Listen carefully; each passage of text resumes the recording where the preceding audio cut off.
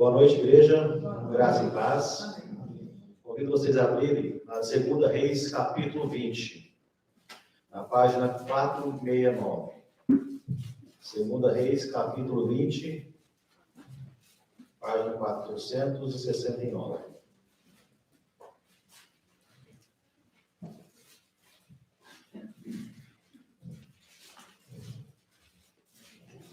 Aqui nós vamos falar um pouquinho da vida de Ezequias. Ezequias era filho de Acás era rei de Judá.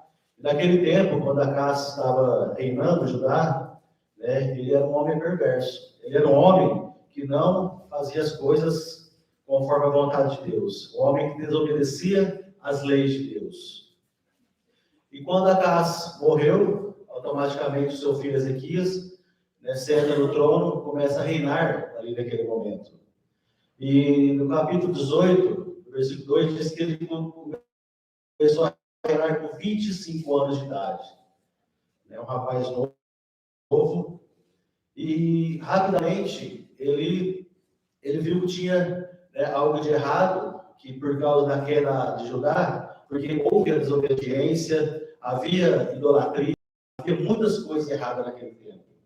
Então rapidamente ele começou a arrumar as coisas erradas, tirar a adoração aos outros deuses, tirar a idolatria naquele povo de Judá. Então ele começou a arrumar, restaurar todas as coisas erradas que seu pai fez naquele tempo. E com essa atitude desse reinado, o reinado dele foi bem sucedido, porque o Senhor estava com ele, porque ele estava disposto a arrumar, estava disposto a fazer aquilo que agradava o coração de Deus. Ele estava disposto a obedecer a lei de Deus.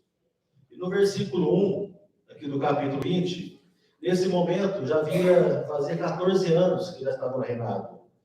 Então diz assim: naqueles dias, Ezequias ficou enfermo de morte.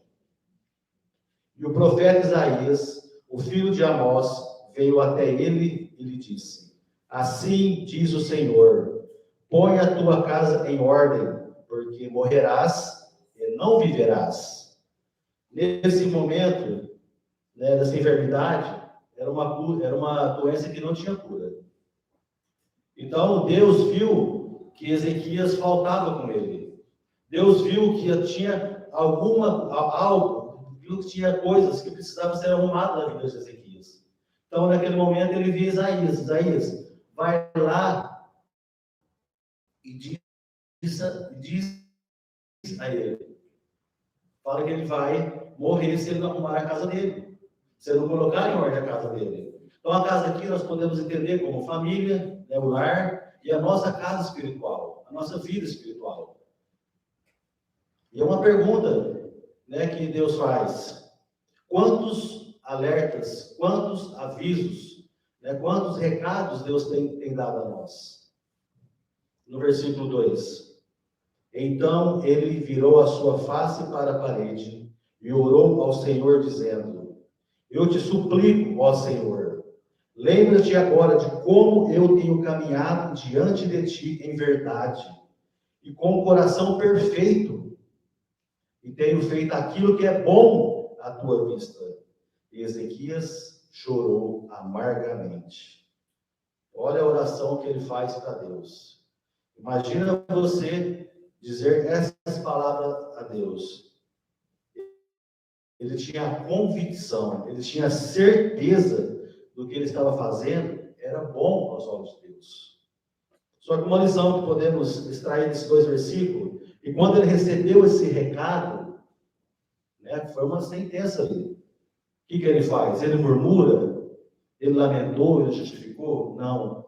Ele virou a sua face à parede. Ele se humilhou, ele se prostrou. Ele foi conversar com Deus.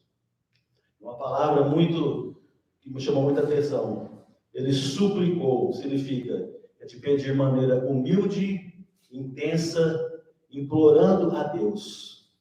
Creio que naquele momento ele disse: Senhor, me ajude, eu preciso de cura, eu preciso da tua ajuda, eu preciso de socorro. Imagina a criança, quando ela quer alguma coisa, ela implora dos pais até querer. Assim, fica implorando, até querer. E suplicar, tá? Até conseguir aquilo que a criança quer. E suplicar é a mesma coisa. Né? Quando estava lendo, veio a cena de Jacó com Jesus. Quando Jacó não recebeu a bênção, ele não parou de lutar. E suplicar é a mesma coisa. Quando nós não receber a resposta daquilo que queremos, nós não podemos parar. E essa lição que nós devemos aprender hoje é suplicar ao Senhor até receber a resposta. No versículo 4, continuando. E sucedeu que, antes de Isaías ter saído para o meio do pátio, que a palavra do Senhor veio a ele, dizendo: volve-te novamente e conta a Ezequias, o capitão do meu povo. Assim diz o Senhor, o Deus de Davi, o teu pai. Ouvi a tua oração e tenho visto as tuas lágrimas. Eis que te curarei, no terceiro dia tu subirás para a casa do Senhor. Eu acrescentarei aos teus dias 15 anos. Ele, novamente, quando você suplica, Deus ouve a oração. O que ele faz? Isaías, volta lá, fala para Ezequias que eu ouvi a oração dele. Eu ouvi o pedido dele. Então eu vou curá-lo, eu vou dar mais 15 anos de vida para ele. E vou livrar ele da cidade da mão do rei da Síria. Ordem. Se continuar lendo no versículo 12 em diante, nós não vamos ler, mas só dando uma resumida.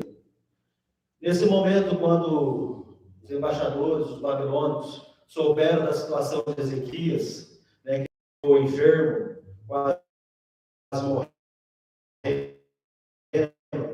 depois recebeu a cura, então o rei envia seus mensageiros para levar a carta, levar presentes. Então, nesse momento, eu vejo que Deus provou Ezequias. Porque quando Deus pede para cada um de nós arrumar alguma área, ele vai colocar provas, para ver se a gente está atento, se a gente está vigiando, para não cair nas armadilhas, não cair naquele pecado. Então, naquele momento, Deus permitiu essa prova. E quando as pessoas chegaram até ele, o que ele faz? Ele começa a mostrar toda a casa dele, palácio, os tesouros, a casa de armas, enfim, tudo. Tanto que a palavra diz que não houve nada que ele não mostrou. Ele mostrou tudo. Só que ele teve uma oportunidade ali de fazer o quê? De testemunhar, de glorificar, de exaltar o nome de Deus pela situação que ele passou. Porque as pessoas foram visitar ele pela situação que ele estava. Só que ele não levou o nome do Senhor. Porque ele caiu no orgulho, ele caiu na vaidade. E essa era uma das coisas que precisava ser organizada na vida de Ezequias. E quantas vezes nós temos caído nos mesmos erros, nos mesmos pecados onde Deus tem falado, e nós temos esquecido do recado, esquecido dos alertas que Deus tem falado. Eu vejo assim, por que eu trouxe essa palavra? Porque eu posso dizer hoje que eu tinha com Deus. Eram as coisas erradas, as falhas que eu tinha.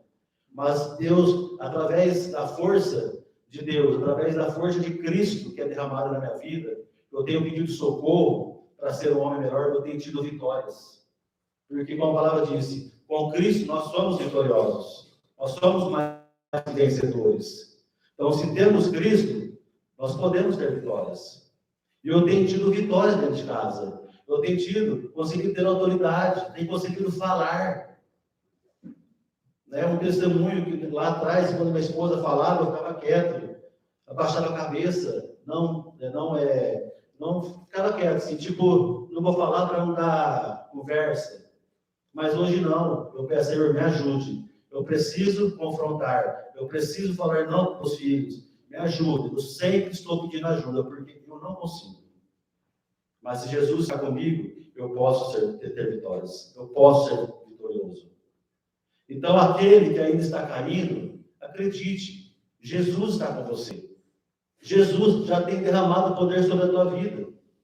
Então, você tem que ter a ousadia de buscar essa vitória. E uma das coisas que eu tenho sempre pensado, guardar no meu coração, é os avisos e os alertas que Deus tem me dado. Porque eu fiquei meditando. Se o Ezequias tivesse lembrado, guardado no coração, quando Deus falou através de Isaías, põe a tua casa em ordem, com certeza ia lembrar, não, peraí, eu não posso me orgulhar, não posso ficar trazendo a glória para mim. Eu vou testemunhar com isso, eu vou exaltar o nome de Deus. Mas com certeza esqueceu do aviso. E quantas vezes esquecemos dos avisos, esquecemos dos recados e caímos nas mesmas armadilhas. Então é isso que Deus tem falado comigo e que Deus tem me ajudado. E Deus pode ajudar também naquilo que você não está conseguindo organizar. Põe a tua vida em ordem, põe a tua casa em ordem. Então Deus nos chama para colocarmos a nossa vida em ordem. Isso nos inclui a nossa vida familiar, a nossa vida pessoal e a nossa vida espiritual. São as 3 áreas que nós precisamos correr e buscar, organizar. Porque se a gente não organizar a nossa vida, o risco é muito grande de não entrar no reino dos céus. Porque aquilo que já sabemos, nós precisamos correr para buscar.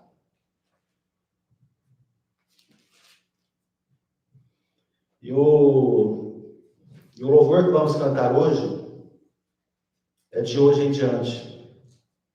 Então, se você não tomou essa decisão ainda, como eu já tomei, decida hoje, irmãos. Decida aceitar essa decisão no teu coração.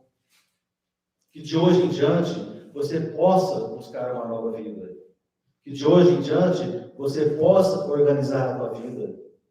Organizar na parte da mentira, na parte do orgulho, na parte da avareza que eu tenho vencido. Toda vez que eu sou provado, eu sempre busco socorro e Deus tem me dado a vitória. Tem horas que eu abro até mão demais para Senhor, me ajude, porque eu não posso abrir muita mão e não posso fechar, mas eu preciso do equilíbrio. Porque eu tenho medo de fechar muito, tenho medo de abrir muito. Então, é pedindo socorro. Na área da inveja, do ciúme, da crítica. Então, tem muitas coisas que precisamos organizar nas nossas vidas. Então, decida hoje, irmãos. Decida, porque o tempo está curto. Escolha viver com Jesus. Porque andar com Jesus, nós precisamos ser santos. Nós precisamos estar no centro da vontade de Deus. Nós precisamos andar em espírito e em verdade. Muitas vezes, se andamos na carne, nós estamos andando ao contrário da vontade de Deus. Então, que a igreja se levante e vamos adorar ao Senhor. E de hoje em diante, vamos viver com Cristo. Vamos ter uma nova história. Porque Deus quer essa organização para que nós possamos pregar a palavra lá fora. Para que Deus use as nossas vidas lá fora e não os outdoors. Amém?